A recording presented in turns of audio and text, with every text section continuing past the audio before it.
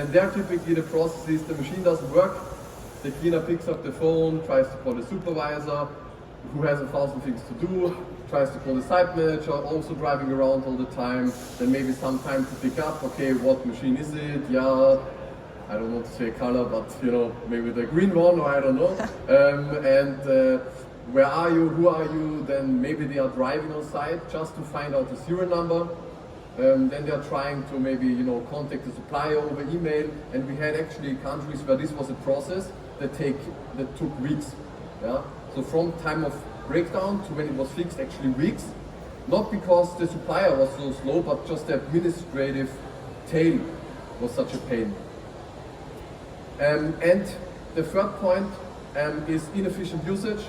So we see actually very low utilization rates. So we see that from the data, roughly 60% of the machines actually underutilized, meaning people don't know how to use them, meaning maybe I can have a smaller machine, have to pay less,